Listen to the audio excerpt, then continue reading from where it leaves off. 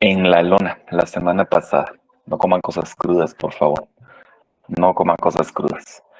Bien, estoy revisando por acá y ya está al parecer activa la plataforma Moodle. Estoy revisando, yo ya tengo acceso al curso de filosofía y también tengo precargados a 101 participantes que equivalen a ustedes, esencialmente. Entonces, creo que vamos a comenzar a subir el contenido por allí para que lo puedan ya ver en esa plataforma. Solo quiero hacer una prueba para ver si efectivamente ya pueden ustedes acceder también a Moodle. Cuénteme, ¿alguno de ustedes ya accedió a la plataforma en este semestre o todavía no lo han hecho? Si alguien ya lo hizo, déjenmelo por acá en el chat, por favor. Aquí tengo a alguien que me dice ya, la plataforma se llama Moodle. Vamos a ver, veamos.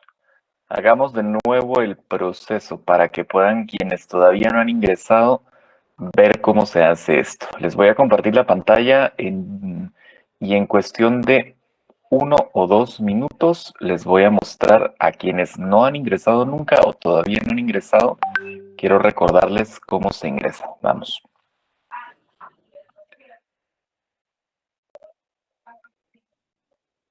Ok. Están ustedes viendo mi pantalla. Aquí pueden ver también el que está ya detrás la presentación de hoy, pero les voy a ampliar esto para que lo puedan ver bien. Allí se están viendo ustedes, me estoy viendo yo, se están viendo como el look también en la pantalla. Voy a cambiar acá y voy a una sesión de Google normal. Entonces, ¿qué es lo que van a hacer? Idealmente, yo no hay una dirección, por supuesto, pero yo no la tengo tan presente. Colocan Moodle USAC en el buscador. Y esto les va a dar el primer enlace, se llama Red de Apoyo Digital Docente USAC. Ustedes pueden ingresar a la Red de Apoyo Digital Docente USAC y van a ingresar en Campus Virtual. Al ingresar virtual aparecerán los escudos de diferentes facultades. Aquí pueden ver que está la Facultad de Ciencias Económicas, la Facultad de Arquitectura, la Facultad de Agronomía, la Facultad de Medicina, la Facultad de Química y Farmacia. Y además encontrarán a nuestra facultad, la Facultad de Ciencias Jurídicas y Sociales. Entonces, ingresan en el escudo de la facultad y esto les va a abrir ya directamente la plataforma Moodle. Todavía no estamos dentro, simplemente estamos en la antesala o en la landing page, si lo quieren ver así, de la plataforma. Tenemos que entrar. Para entrar, nos ubicamos en la esquina superior derecha en el botón rojo que dice entrar. Y aquí es donde vienen los problemas. Vamos a ver. ¿Por qué les digo que vienen los problemas? Porque siempre ha sucedido a lo largo de los años de pandemia y de los años de virtualidad, nos ha pasado constantemente. ¿Qué sucede? Ustedes al momento de ingresar a la universidad, al momento de ingresar a la facultad, debieron haber dejado un nombre de usuario que equivale a un correo de Google o a un correo con el cual ustedes se identifican. Entonces, normalmente deben ingresar con ese usuario y contraseña, con el usuario y contraseña que dejaron indicado en la universidad. Si esto falla, como en mi caso que nunca ha funcionado, lo mejor es que hagan la autenticación con Google. Le dan abajo en la opción de ingreso, autenticar con Google y les va a desplegar una pantalla en la cual ustedes pueden ver las diferentes cuentas que tienen asociadas con su propia cuenta. Seleccionan la de la universidad siempre y eso ya les va a dar ingreso. Aquí pueden ver que hay diferentes cursos, sobre todo, que ahora incluso traen, pero esta ya es una opción ya no para ustedes, sino esta ya es la opción para mí, que no sé por qué ahora sale con encabezado y con diferentes colores también, pero aquí pueden ver ustedes sección L, filosofía, y lo que van a ver es un tablón muy similar a este. Por el momento no tiene absolutamente nada. Si abren los temas, no hay nada en cada tema. Solo hay algo en general, que es donde está este foro de avisos, pero aquí aparecerán en general los exámenes parciales cuando se realicen y también el examen final. Ya esto ustedes lo saben. Yo sé que el mandato, lo voy a revisar por acá si tenemos a más personas. Sí, si tenemos a más compañeras y compañeros que están ingresando. Ok, muy bien. Vuelvo acá. Recuerden ustedes, el mandato o lo que se esperaba era que los exámenes en este semestre, por lo menos, ya fueran de forma presencial, pero lo veo complicado. Al menos el primer parcial seguramente será por medio de esta plataforma. Así que, por favor, todavía tienen tiempo porque los primeros parciales están en principio pensados para la última semana de agosto, pero como hubo atraso también en el inicio de clases, no sé si se va a mantener la fecha. Si la fecha se mantiene, entonces la última semana de agosto comienzan los exámenes parciales. Si no se mantiene la fecha, seguramente comenzarán en la primera semana de septiembre, pero seguramente serán por medio de la plataforma Moodle. ¿Qué voy a hacer yo entonces? Acá donde aparece tema 1, voy a colocar la primera presentación. Y donde aparece el tema 2, voy a colocar la segunda presentación. Y en tema 3, si hoy terminamos con la presentación del día, entonces la colocaré también acá. Voy a comenzar a cargar también entonces el material para que lo tengan ustedes disponible. Muy bien, pero es importante de su lado es importante que por favor comiencen ya a ingresar en la plataforma para que puedan comprobar eh, que efectivamente pueden ingresar, para que estén dentro. Tienen todavía unas 2 semanas y media para hacer el proceso y que cuando venga el momento del examen parcial ya tengan ustedes acceso total a la plataforma y no tengan problema en ese sentido. Por aquí veo que alguien me dice que, veamos, que le salen todavía los semestres, el semestre pasado, los cursos y no le permite la matriculación. Todos esos problemas, desgraciadamente, yo no los puedo solventar. No, yo no tengo control sobre la plataforma. Eh, Al contrario, yo soy un usuario más. Entonces, todos los inconvenientes que tengan ustedes con Moodle, directamente, por favor, en control académico. Y si no, les voy a dar de una vez, hay un correo al que se pueden comunicar. No es, no es ni de control académico ni de la coordinación del área básica, sino es un correo de dos compañeros que han estado trabajando todo este tiempo con la plataforma y dando apoyo a los estudiantes eh, para que puedan solventar sus problemas en el momento en el que los tengan. Entonces, les voy a dar el correo. En un segundo. Así de una vez hacemos eso y de una vez salimos de eso. Solo voy a pedir el correo porque siempre me lo dan, lo comparto, pero como solo lo traslado, generalmente lo olvido, lo bloqueo en mi memoria, entonces no recuerdo cuál es el correo ahora.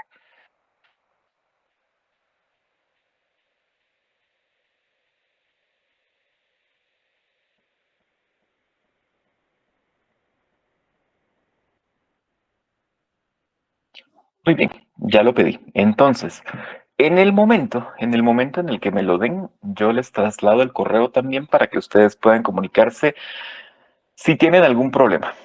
Lo ideal, lo ideal es que no tengan problema. Lo ideal es que ya puedan ustedes ver los cursos que tienen asignados y asignadas y ya solo esperar el momento en el que los catedráticos que utilizan Moodle, que entiendo que no son todos, empiecen a subir contenido para que lo tengan ustedes allí presente. Voy a ver qué más tengo por acá. Claudia, no tengo a nadie. No, no tengo a nadie ya en lista de espera. Por favor, si tienen problemas para ingresar, que salgan de la sesión y vuelvan a tratar de cargarla para que me aparezcan acá en el listado de sala de espera. Muy bien, entonces estamos en Moodle. Ya yo les voy a colocar entonces en la plataforma las presentaciones de las últimas sesiones que ya las terminamos y vamos a continuar entonces con platicando un poco acerca de Platón y qué es lo que Platón quería decirnos, sobre todo con esta noción más que con la noción del mundo de las ideas y del mundo físico, lo que Platón, el mensaje de Platón iba más allá en el sentido de tener siempre los ojos muy abiertos ante la realidad sensible o perceptible y darnos cuenta de cómo en muchas ocasiones pareciera engañarnos, sobre todo, como en muchas ocasiones pareciera engañarnos. Vamos a ver, les voy a compartir de nuevo la pantalla y ahora sí vamos a ver la presentación de hoy. Solo voy a cambiar de pantalla como tal, yo, de monitor, porque así me quedo, veamos.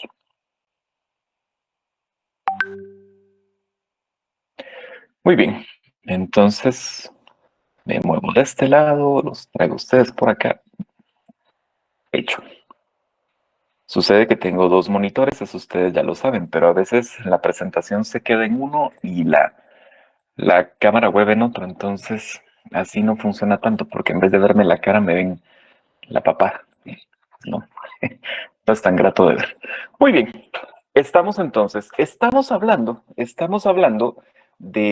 siempre estamos hablando de filosofía y estamos hablando de estos inicios del proceso filosófico. Habíamos hablado en la sesión anterior de cómo el mundo griego había conformado esta noción que entendemos como filosofía, como tal, como este acercamiento sistemático, académico y racional a todos los fenómenos de la realidad que podemos percibir, principalmente para poder comprenderlos y hacerlos propios, hacerlos parte de nuestro sistema.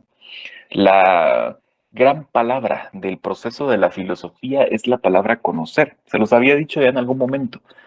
En filosofía, conocer significa justamente eso: tomar un fenómeno de la realidad perceptible y estudiarlo a fondo, hacerlo propio, desentrañarlo, poder esencialmente nombrarlo tanto al fenómeno como a sus dinámicas internas para poder comprenderlo a fondo y a partir de eso hacer procesos de interiorización o de abstracción para tener un conocimiento más acerca de aquello que nos rodea.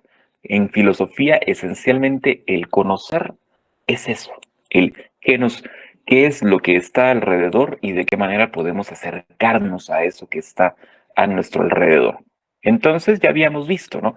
El mundo griego se caracteriza por haber comenzado con estas preguntas en este sentido o con esta idea de poder comprender qué es aquello que nos rodea. Ya habíamos dicho, ¿no? Que el primero en plantearse esta noción había sido Tales en la isla de Mileto, con la escuela milense o la escuela de Mileto, que ellos lo que planteaban era que la realidad estaba cohesionada por la noción del cambio. Y ya habíamos visto cómo de esa misma escuela salía Heráclito hablando del río, ¿no? Que dos veces no se puede llegar al mismo río, y porque la segunda vez ambos fenómenos, el que observa como el fenómeno observado, serán distintos. Pero que a partir de eso había otras visiones también. Estaban los pitagóricos que hablaban de la realidad y su acercamiento por medio de la matemática. Estaban los atomistas que hablaban de una realidad que no cambiaba. Al contrario de la escuela de Mileto, ellos decían que la realidad no cambia porque estaba formada de partículas muy pequeñas, inmutables, que nunca ni se movían, ni cambiaban de forma, ni cambiaban de estado.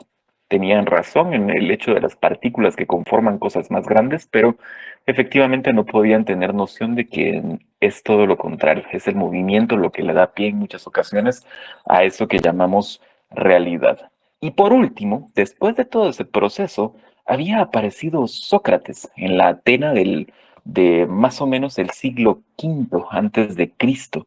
Y lo que decía Sócrates era que la mejor forma de encontrar la felicidad o el orden de la vida era por medio de la búsqueda de la verdad, pero que para conocer la verdad había que hacerse las preguntas correctas, eso que hoy entenderíamos como preguntas filosóficas.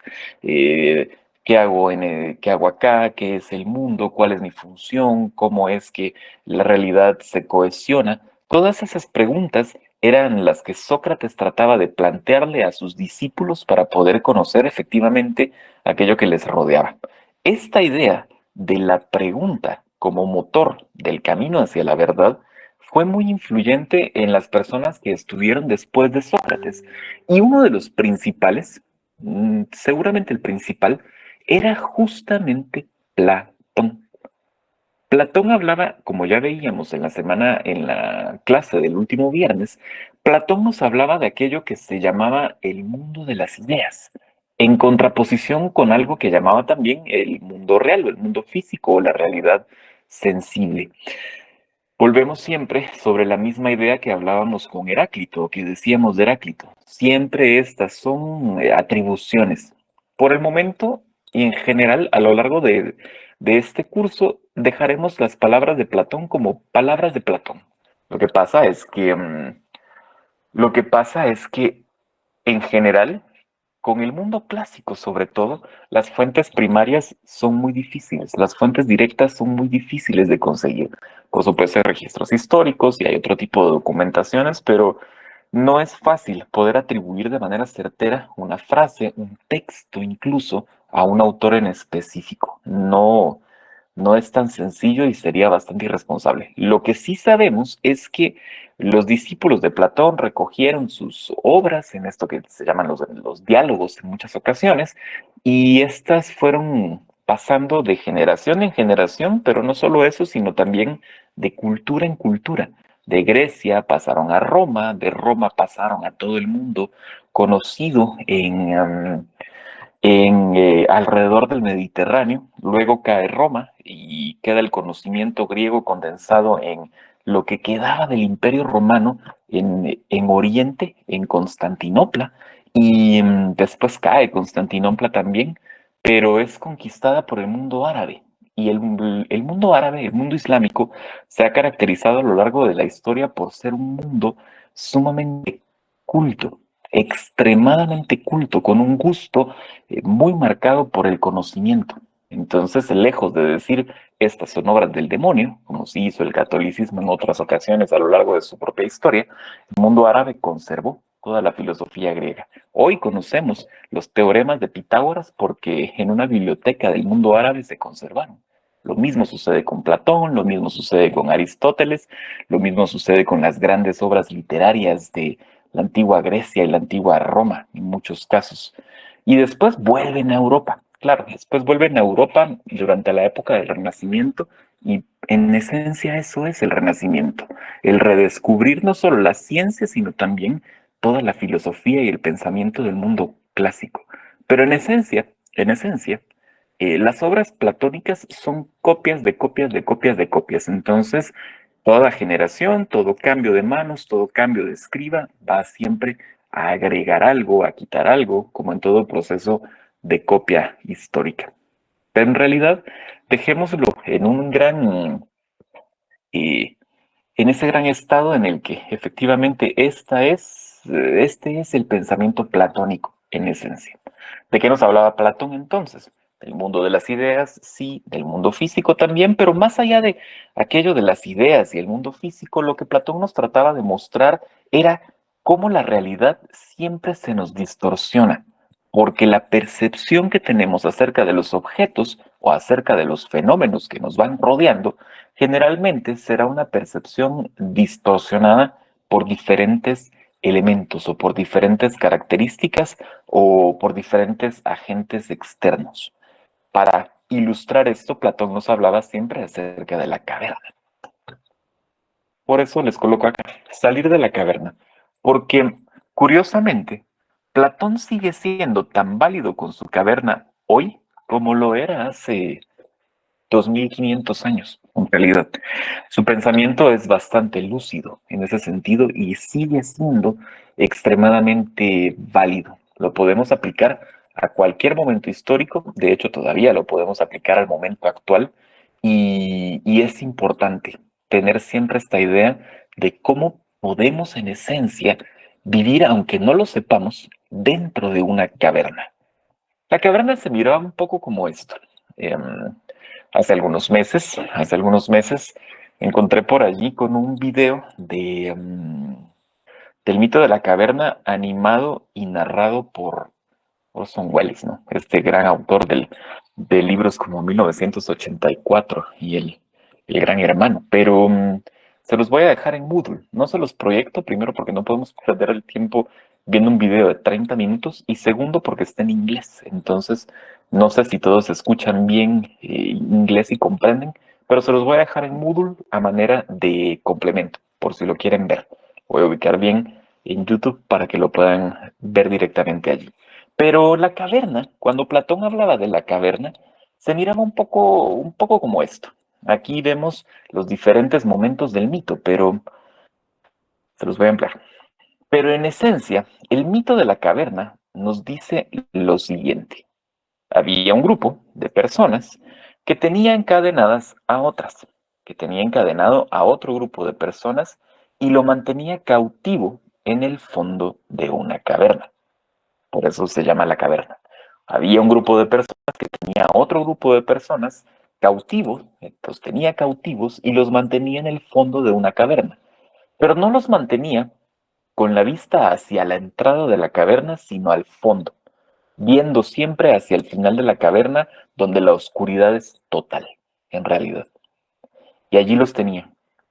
Y lo que hacían era que eventualmente, por detrás, sin que los vieran, colocaban una hoguera. Y delante de la hoguera iban pasando diferentes formas. Entonces, ¿qué sucedía? Las personas que estaban cautivas únicamente veían las sombras de lo que pasaba detrás de ellos, pero ellos no sabían que eran sombras. Simplemente veían los fenómenos distorsionados, sin su dimensión correcta, con la distorsión propia de la luz por la flama, qué sé yo, lo que ustedes quieran, pero no veían los fenómenos reales, únicamente el reflejo en la pared. Y así vivieron durante toda su buena parte de su vida, hasta que uno de los cautivos logra liberarse y sale de la caverna, y lo pueden ver ustedes acá, sale de la caverna y se da cuenta de que afuera hay otro mundo. Y además se da cuenta de que toda la vida ha vivido engañado, que su grupo de personas con las cuales convivía siempre han vivido engañados, que afuera hay algo más, que el mundo es otra cosa y que los tenían siempre únicamente frente a un reflejo, frente a una sombra a la que siempre habían considerado como la verdad. El mito llega hasta ahí. Todavía hay otras versiones en las cuales esta persona que está afuera regresa al interior, trata de decirle a los demás compañeros que no, que todo ha sido una ilusión, que viven, qué sé yo, que viven en la Matrix o algo por el estilo, y las personas no le creen, prefieren la seguridad sobre todo la seguridad de aquello que conocen, y no se arriesgan a poder investigar un poco más y darse cuenta de que efectivamente lo que ven no es real. ¿De qué entonces nos habla Platón cuando nos habla de la caverna y nos habla de las sombras y nos habla justamente de todos estos elementos de engaño?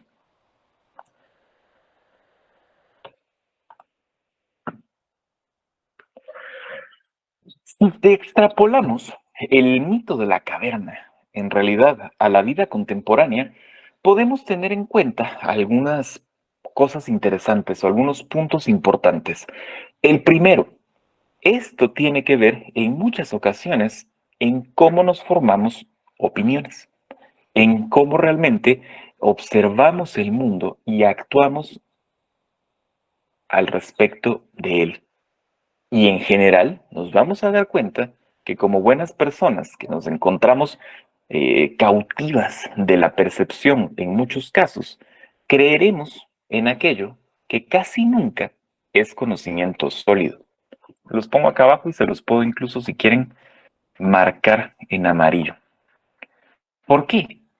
Lo habíamos visto ya en algún momento, creo, en el semestre anterior.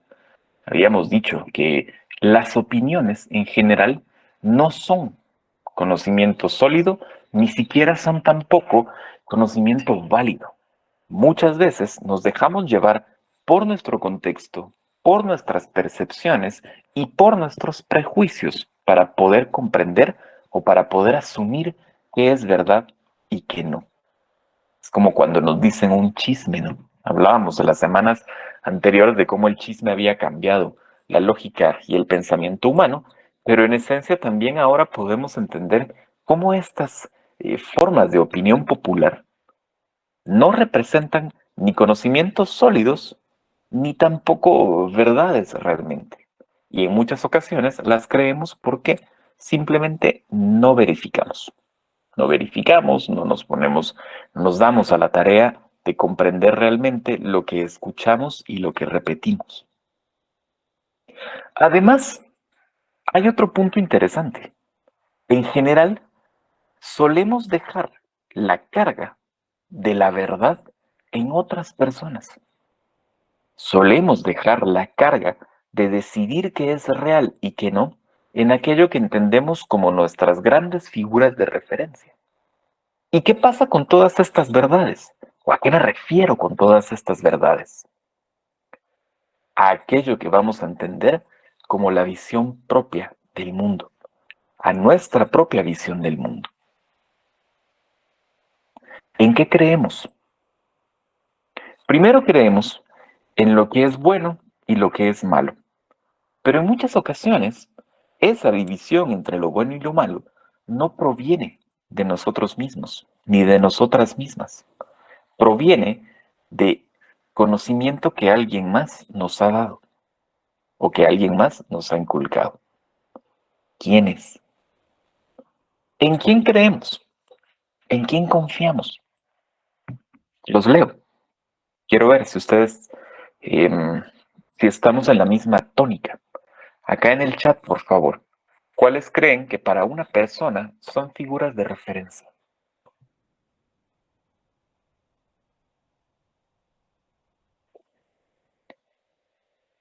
Ok, tengo tres Dios acá. Sí, de hecho sí. Los dejo por ahí. ¿Alguien más? Ya dijimos Dios y está bien. Dios sí lo es. ¿Quién más es una figura de referencia en la vida de una persona? En general, porque no en todos los casos. Gracias, Becky. Los padres también. Entonces piensen en eso. Piensen en eso. En muchas ocasiones, dejamos la carga de en qué creer, en qué confiar y cómo actuar a lo que otras personas nos dicen. ¿Me dicen ustedes Dios? Sí, es cierto. Por supuesto, no Dios personificado como una entidad sensible, sino personificado como un líder religioso. ¿Cuántas veces no creemos a ciencia cierta no, pero cuántas veces no creemos con los ojos cerrados lo que nos dice el pastor los domingos o lo que nos aconseja el padre los domingos también durante la misa? Y si eso no funciona, ¿en cuántas ocasiones también desde pequeños e incluso en muchos casos todavía cuando somos adultos, confiamos, pedimos consejo y nos dejamos guiar por nuestras figuras paternas o maternas, que no necesariamente pueden ser nuestros padres directamente, sino aquello que represente nuestra figura paterna o nuestra figura materna? El abuelo, la abuela, el tío, la tía, no sé. El problema con eso es justamente que replicamos un poco a la caverna platónica. Nos paramos frente a la oscuridad y dejamos que alguien más nos muestre una sombra. Y confiamos en que la sombra es verdad. Pero ojo, lo que nos diga un padre, lo que nos diga un cura, lo que nos diga una madre, lo que nos diga un pastor, dejo de fuera, dejo por fuera aquí a los líderes políticos, aunque en muchas ocasiones también funciona, está también condicionado por sus propios prejuicios, por su propio contexto, por sus propias verdades, por aquello en lo que cree. Entonces, mi visión del mundo es propia. En principio no. Simplemente en principio no. Porque es un conjunto muy bien armado y muy bien orquestado de diferentes referencias externas. Y esa es la base. Y con esa base nos movemos ante la realidad. La clave está, como bien decía Platón, o como bien planteaba Platón en su propia caverna, ponerlo todo en duda, siempre. Si su... Veamos. Cosas comunes, ¿no? Si su madre, por ejemplo, les dice que los tatuajes son malos, está bien, pero ¿por qué? No me lo tienen que contestar, simplemente es un ejemplo. Si su madre les dijese que los tatuajes son malos, bueno, eso es lo que ella cree, pero ¿en qué creo yo? Si su padre les dice que salir de fiesta todos los fines de semana y pasar perdido o perdida 3 días de viernes a lunes está mal, está bien, pero ¿por qué? La clave siempre está en preguntarnos si es esto en lo que nosotros creemos, si es esto o lo que nos dicen funciona realmente para nuestro propio sistema de valores y nuestra propia forma de entender y afrontar la realidad. La libertad pasa muchas veces por esto, por tomar decisiones propias, pero en muchas ocasiones, tomar decisiones propias que nos lleven a la libertad como tal representará también un conflicto fuerte con nuestros propios valores de referencia. ¿Cuántas veces no hemos peleado con nuestras figuras paternas o maternas o religiosas? Porque algo en lo que estas figuras creen resulta que no funciona para cada uno de nosotros. ¿Cuántas veces hemos necesitado valor para poder pararnos y decir, no, esto no va conmigo, o esto sí va conmigo a pesar de que contigo no? Platón lo planteaba al momento de hablar de la caverna, y por aquí estoy viendo algún mensaje que me llamó la atención. eh, lo leo tal cual. Los patojos ahora le creen todo a los influencers. Sí, es cierto. En la ecuación, aparte de líderes religiosos y figuras paternas, debemos también que meter a los líderes de opinión, desgraciadamente, en muchas ocasiones reflejados ahora en esta figura del creador de contenido o del influencer, que ya ven que es en muchas ocasiones, no en todas, pero gente o personas sumamente ignorantes, asumiendo la responsabilidad, con mucha irresponsabilidad, de hablar de temas y aconsejar de temas que no conocen o que no dominan, sobre todo. Yo antes lo veía en la radio, pero obviamente también funciona en redes sociales ahora con muchas cuentas que lo hacen, donde las personas pueden dejar como sus confesiones o pedir consejos a partir de, de algo que les sucede. Y el influencer o la influencer los aconseja. Sumamente irresponsable, de hecho. Sumamente irresponsable hacer eso, porque por lo general es gente que necesita ayuda profesional y no una opinión sin conocimiento sólido de causa, en realidad. Pero lo cierto es esto. Piensen en esto. ¿Cómo formo mis opiniones? Por lo general, vienen de fuera, vienen del contexto. Casi nunca son mías. La clave está en darnos cuenta de esto y poder siempre formarnos un criterio propio a partir del, no solo de la investigación, pero es que eso suena muy pesado, simplemente a partir de la eh, autovaloración de aquello que nos rodea. Platón tenía una fórmula, sí la tenía, y nos hablaba entonces de diferentes pasos. Él hablaba de los diferentes pasos que conlleva el pararnos dentro de la caverna y salir de ella. Vamos a eso. Ok.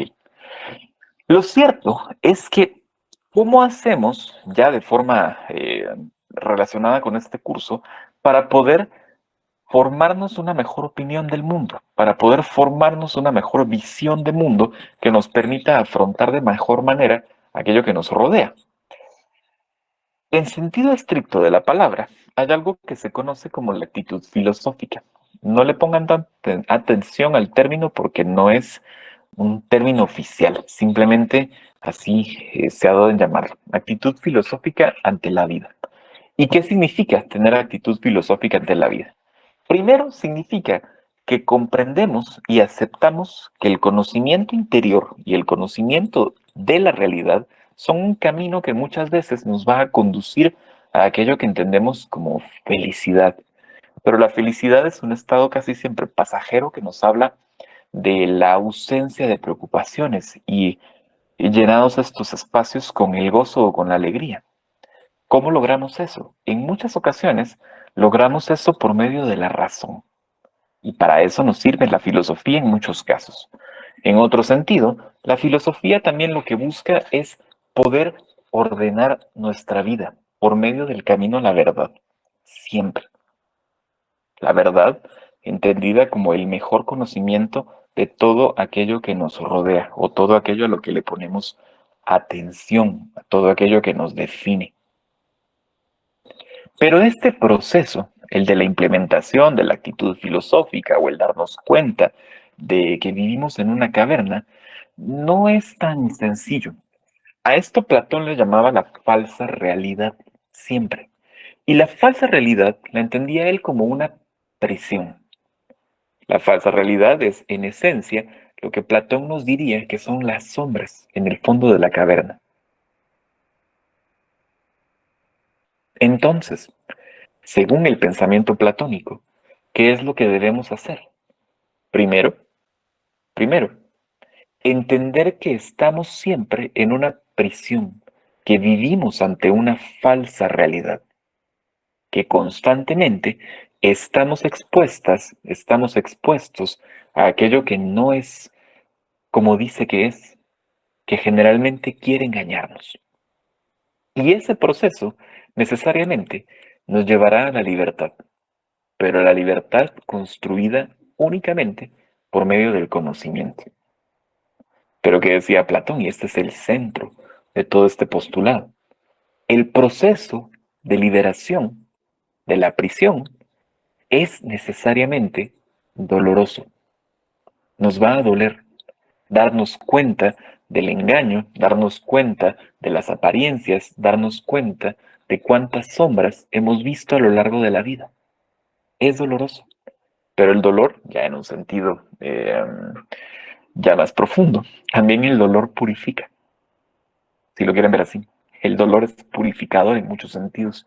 Después de atravesar estos procesos, por lo general, salimos fortalecidas, ¿no? Salimos fortalecidos. En el mundo moderno, ¿cuál es la falsa realidad? Cuéntamelo ustedes.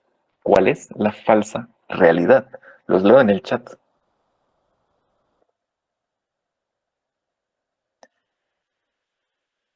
Vamos a ver, vamos a ver, vamos a ver. Tengo por acá alguien que me habla de Matrix. Sí es una buena, es un buen ejemplo. Sí es un buen ejemplo. Alguien me dice la religión, más o menos.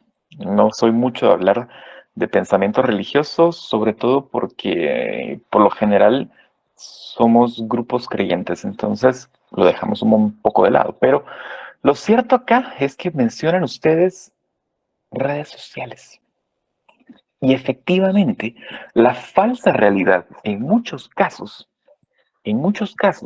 estará ligada con esto que hoy llamamos opinión pública y principalmente aquello que entendemos como la posverdad y las fake news o las noticias falsas. La posverdad es fenomenal, es verdaderamente fenomenal, pero en el mal sentido. Esencialmente, la posverdad es decir una mentira y esperar que todo el mundo la crea. Y que no la crea solo el que no quiere creerla y que se da cuenta o se toma el tiempo de verificar que lo que estamos diciendo no es cierto. Y el gran vehículo de la posverdad es justamente aquello que entendemos como las noticias falsas o los fenómenos de manipulación por medio de procesos comunicativos. Entonces, es interesante. Sobre todo es interesante si lo pensamos a detalle. Si yo lanzo, por ejemplo, una noticia que dice, ahora que está tan de moda, ¿no? Gobierno estadounidense, gobierno estadounidense acepta la existencia de vida extraterrestre y ovnis. Ok, que eso justamente pasó hace un par de semanas. Yo sé que si yo lanzo esa información, en forma de post, en forma de meme, en forma de noticia, esta va a llegar a 10 personas. Pero por la misma dinámica de redes sociales, sé perfectamente que de esas 10 personas, 7 no van a verificar ni la van a cuestionar. Simplemente lo van a creer. Tengo 7 personas que ya creyeron algo que dije y no era cierto. Y sé que de esas 3 restantes, por lo menos 2 van a dudar y al final terminarán con un veredicto antiguo. Puede que no sea, puede que sí sea. Y de esas llevamos 9. Y la última persona, sí verificará y se dará cuenta de que no es verdad, de que es una mentira. Pero una persona contra 9 es muy poco. En general es muy poco. Y ahí ven ustedes, por ejemplo, como hemos tenido una gran oleada en las últimas 2 semanas de memes, opiniones, videos relacionados con cómo efectivamente hay vida extraterrestre, porque el gobierno estadounidense lo aceptó. Y ahora lo que estamos viendo ya es no es el final, es de hecho un proceso, pero estamos en el proceso de los memes, ¿no? Estamos en el proceso de los videos eh, graciosos que hacen referencia a esto. Muy buenos, la mayoría muy graciosos, pero en realidad es parte de esto. Es un fenómeno de posverdad. Si yo hago esto, si yo hago esto con un alien, ¿qué no hará la política, por ejemplo? Con la posverdad y las noticias falsas. Lo vimos en campaña durante los últimos meses, bastante fuerte, pero es sorprendente cómo esto en el país se acrecentó a niveles desmedidos después de los resultados de la primera vuelta. No hablo, eh, ni siquiera voy a hablar de un candidato u otro. Simplemente noten cómo el nivel de noticias falsas ha aumentado a niveles nunca antes vistos en relación con el proceso político en el país en las últimas semanas. Vuelvan a la imagen del inicio. ¿Quiénes son entonces, más allá de quiénes son las personas que están amarradas al fondo de la caverna?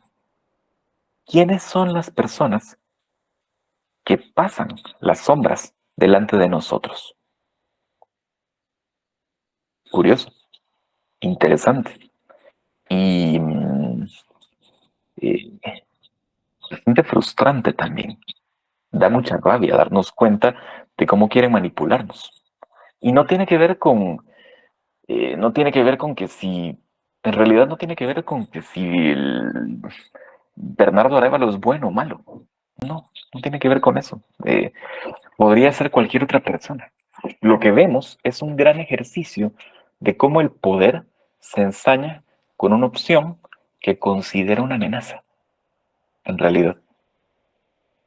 Ojo, insisto, no tiene que ver con el partido político que es, ni con el candidato que es. A mí mismo no me parece el candidato que es, pero sí veo ese fenómeno. Veo un fenómeno en el cual el poder se empeña en desacreditar algo a lo que le teme. ¿Es eso bueno o malo en nuestro contexto? Para mí es muy claro, es malo, porque han hecho todo lo posible para poder manipular a la opinión pública en cierto sentido. Y comunicacionalmente lo vemos. Recuerden el semestre pasado que hablábamos de cómo el poder intenta siempre imponer narrativas, pero cómo esto se conjuga con los elementos comunicacionales para afectar directamente los receptores emocionales de a quien quiere llegar. Justamente eso es lo que estamos viendo ahora, en general. Es peligroso y es bastante inquietante la manera en la cual tratan de manipularnos. ¿Qué podemos hacer ante eso? Bueno, Platón lo tiene claro, ¿no? siempre, darnos cuenta de que vivimos en una prisión, darnos cuenta de que vivimos ante una falsa realidad y hacer el proceso de liberación. ¿Cómo hacemos procesos liberadores en la actualidad? Em, si a alguien de ustedes, por ejemplo, les llega un mensaje en el que la candidata de un partido es mala, pues lo mejor que podemos hacer es no necesariamente creerlo, sino verificar si efectivamente es mala por las razones que dicen, o si es buena por las razones que dicen. Y si del otro lado vemos que nos llega un mensaje en el que nos dicen que el candidato del otro partido va a hacer esto o aquello, y eso pareciera ser muy incendiario o no nos gusta porque nos ofende de alguna manera, antes de ofendernos, creo que lo mejor que podríamos hacer es buscar en la fuente correcta si efectivamente es lo que este grupo político está planteando. Nos llevaríamos sorpresas. Y eso no lo digo únicamente por un candidato, sino por ambos. Podríamos llevarnos sorpresas. Lo cierto, lo cierto es que entonces tendríamos una opinión de uno u otro, pero en libertad. Porque la información que tenemos la construimos nosotros. No nos la dijo nadie más. Si ya nos cae bien una o nos cae bien el otro, o no creemos en una o creemos en el otro, eso ya es cuestión propia. Pero que la decisión sea suya, no porque alguien más se los dijo. Yo les tengo aquí memes, pero no memes relacionados con la política porque es demasiado. Mejor me traje me traje los memes que tenía en la época de la pandemia. Vean, en ese tiempo, ¿qué decíamos en ese tiempo, no? Empezó a correr el rumor de que cuando nos tomaban la temperatura con el medidor eh, con el medidor corporal, mataba mis neuronas, ¿no? Que eso mataba las neuronas. Es cierto, yo lo vi, sí lo vi, de personas que no querían que les tomaran la temperatura, que se las tomaran en otra parte porque el rayo infrarrojo del medidor les iba a matar las neuronas. Lo vi en una cola, en una ocasión. ¿Y cómo entonces difundíamos esta noción? O que sí, efectivamente, que la vacuna traía un chip, ¿no? El 5G había llegado por medio de las vacunas.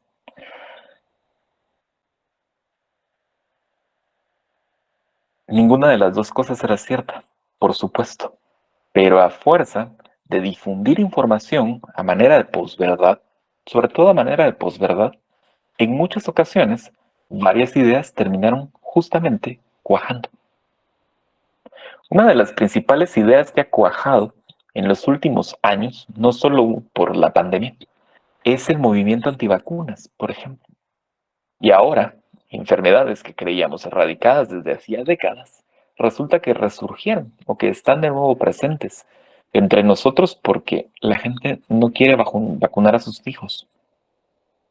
Es un problema, en realidad, es un problema. Lo mismo sucedía entonces con la vacuna. Las personas no querían vacunarse contra el COVID porque traía un chip, porque, eh, no sé, porque iba a funcionar para control mental o que nos iban a inocular lo que ellos quisieran, ellos, ¿no? Entendidos como esta fuerza suprema que todo lo ve y todo lo controla. Lo cierto es que también esa idea cuajó y, y terminé yo conociendo muy penosamente personas que murieron por no estar vacunadas. Había un compañero, tal vez alguno de ustedes lo ubica o lo recuerda, Mario Roberto Morales, un filósofo excelente de la vieja escuela de los últimos años, un gran ideólogo sobre todo. ¿Qué decía Mario Roberto? Decía primero el COVID no existe, ¿no? No, es que el COVID no existe, simplemente no existe. No usen mascarilla, eso no funciona para nada, es solo una forma de control. No se vacunen porque eso es una forma de control. Y andaba por todas partes, obviamente sin mascarilla, en aquellas grandes aglomeraciones de gente. Pues un día le dio COVID. Y como no estaba vacunado, le dio muy fuerte, porque fue de las últimas cepas fuertes que llegaron al país en su momento. Y no soportó, simplemente no soportó. Todavía mandó un video desde el Parque de la Industria, ya todo, a punto de entubarlo, diciendo, no, sí, por favor, vacúnense porque esta enfermedad es fuerte. 2 días aguantó, nada más. Entonces, volvemos al mismo punto, ¿no? Ideas, opiniones, basadas en percepciones y no necesariamente basadas en hechos. Tenía por aquí otro meme. Sí, Jessica, podemos hacerlo al final. Siempre la misma línea, ¿no? Eh, volvían y todas las imágenes eran las mismas. De cómo un termómetro iba a acabar con nuestra inteligencia. Muy bien, entonces, veamos. Lo cierto es que la actitud filosófica sí se basa en algunos puntos. El primero, siempre, decían los filósofos antes, debemos tener como punto de partida la capacidad de asombro, siempre presentes. Tenemos siempre que ver el mundo, decían ellos, ¿no? Decía la filosofía tradicional, debemos siempre ver el mundo con ojos de niño, porque los ojos de niño son aquellos que descubren el mundo por primera vez. En muchas ocasiones estamos tan acostumbrados a ciertos fenómenos, estamos tan acostumbrados a normalizar actitudes, conocimientos, cosas que nos rodean, que ya somos incapaces de verlos o verlas con otros ojos. Y en ocasiones esas miradas diferentes son las que nos permiten descubrir nuevas aristas acerca de algo en lo cual hemos posado nuestra mente. También dice la filosofía, ¿no? El otro punto, si ya tenemos asombro, es siempre acercarnos a un fenómeno con rigurosidad, no únicamente con aproximaciones superficiales. Si vamos realmente a conocer algo, debemos hacerlo desde el rigor. Y el rigor siempre va a implicar crítica. Siempre debemos dudar de todo, del conocimiento, de los fenómenos, de lo que percibimos, de lo que nos dicen principalmente. Siempre dudar porque así como simplemente alguien puede estar equivocado en lo que dice, también puede estar tratando de engañarnos. Pero, pero, no quedarnos en el camino individual. El conocimiento, la filosofía, siempre tendrá una dimensión universal. Ya eso lo vamos a ver en su momento, pero al igual que el lenguaje, la filosofía es un producto colectivo, es un producto de consenso. Entonces, se hace siempre por consenso. ¿Existen algunos tipos de filosofía? Sí, claro. Son tres. Está la filosofía del ser, la del conocer y la del hacer. La filosofía del ser se refiere a aquel tipo de filosofía que nos permite contestar la pregunta fundamental de qué existe, qué es la existencia, si lo que percibo realmente está allí y cómo puedo acercarme a eso. La filosofía del conocer, por el contrario, me dice qué puedo conocer.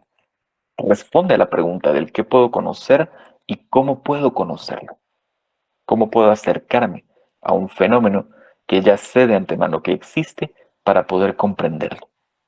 Y por último está la filosofía del hacer, que es la que en esencia me dice, si ya conozco un fenómeno y ya sé que está allí efectivamente, ¿qué debo hacer con él? ¿Cómo debo comportarme ante la realidad? Tres tipos o tres ejes.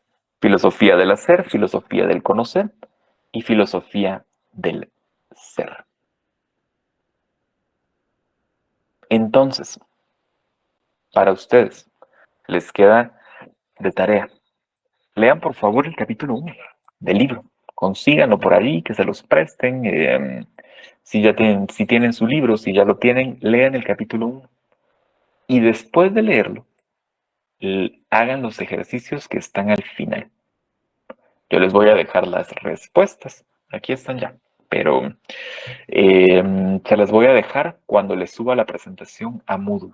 Pero ustedes, antes de ver las respuestas, deben haber leído el capítulo y hecho los ejercicios. Muy bien, estamos entonces. Nos vemos el próximo viernes. El viernes vamos a hablar de Aristóteles, que es lo contrario a la idea de la caverna platónica. Vamos, cuídense, hasta luego. Vamos a ver.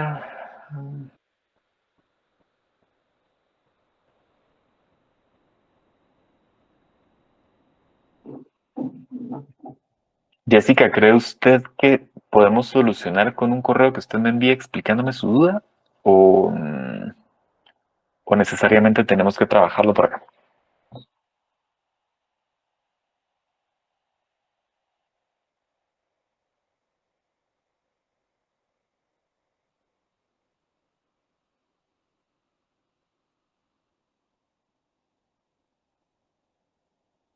Para los demás pueden ir saliendo, por favor, gracias. Perfecto, Jessica. Entonces, hagamos correo, por favor. Yo le contesto. Si me lo manda hoy, voy a tratar de contestarle hoy o mañana temprano. Que tengan todos buena noche. Les cierro sesión entonces. Hasta pronto. Sí, voy, Jessica. Por favor, mándenmelo a Moreno de León Usac @gmail.com. Moreno de León Usac @gmail.com. Allí se lo dejé, Jessica. Débora, comuníquese con Claudia Cifuentes, por favor. Ella le puede dar ingreso al chat, solo no la va a ver acá, ya se fue, pero sí, ya se fue. Búsquela en el siguiente periodo de clase, el próximo mañana. Mañana que ingrese a clase, Débora, pida que le pasen el contacto de Claudia Cifuentes y con ella se comunica. Muy bien, feliz noche. Hasta el viernes.